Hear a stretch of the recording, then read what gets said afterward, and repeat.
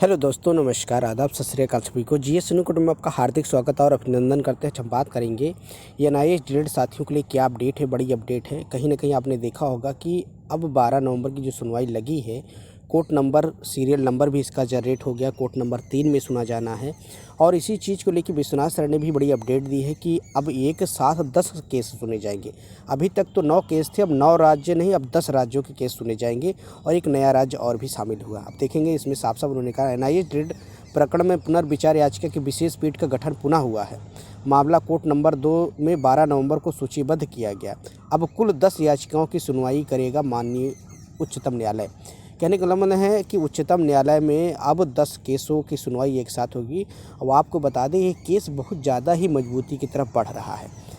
5 नवंबर की सुनवाई नहीं हो पाई, उसके पीछे कारण थे कि कोई बड़ा केस लग गया था और उसकी वजह से जो गवई साहब की बेंच है और प्रशांत कुमार मिश्रा जी की सर की बेंच है वो एक साथ कंबाइंड नहीं हो पाई, जिसके लिए जो स्पेशल पीठ बनाई गई थी उसको कैंसिल कर दिया गया। आप देख सकते हैं इसमें इतने सारे केस अब टैग हुए हैं और इसमें जो मेन रोल है आप देखेंगे मनदीप कालरा जी और रामेश्वर प्रसाद गोयल जी, जो कि ये यूनियन ऑफ इंडिया भारत सरकार की तरफ से एडवोकेट है।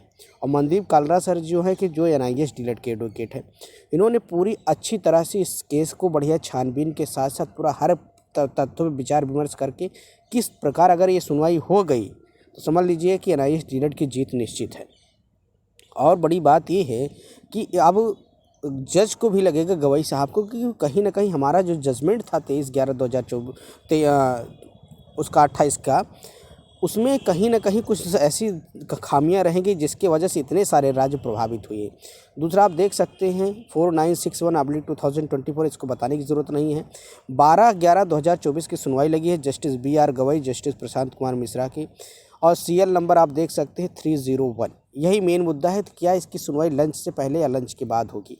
अब आपको जैसे बता दें ये सीरियल नंबर के आधार पर लग रहा है कि इसकी सुनवाई लंच के बाद ही निश्चित हो पाएगी। अगर कोई केस नहीं आया तब इस केस की सुनवाई हो पाएगी। अब जैसे आपको इस सीरियल नंबर से लग रहा 12 नवंबर की टेंटेटिव डेट है, मतलब कि कंप्यूटर जनरेटेड डेट है। कल ने आपने देखा होगा लाइव में कि मैम ने साफ साफ कहा था सर इसकी डेट बार बार कैंसिल हो रही है इसको, तो उन्होंने कहा नहीं इसको पुनर्विचार के लिए जो कि 12 नवंबर को डेट लगी है वो लगी रहेगी। अगर कोई आकस्मिक चीज़ें नहीं आती हैं सामने तो ये केस सुना जाएगा।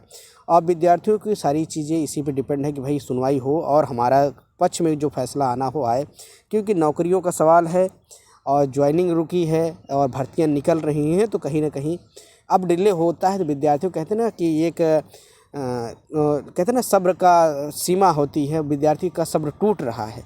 तो लेकिन अब बस 12 नवंबर है, आज देख सकते हैं 9 है, 2-3 की बात और है। आपके सामने सारी चीज़ें स्पष्ट हो जाएंगी अगर सुनवाई हो गई तो अभी तक की यही चीज़ें थी और आपको हताश नहीं होना है। लंच के बाद ही सुनवाई होगी, इसीलिए जैसे भी अगर सुनवाई होगी तो लाइव वीडियो के माध्यम से हम सूचित किएंगे और लिंक सभी के पास पहुंच जाएगा, इसीलिए इसके निश्चित रहें।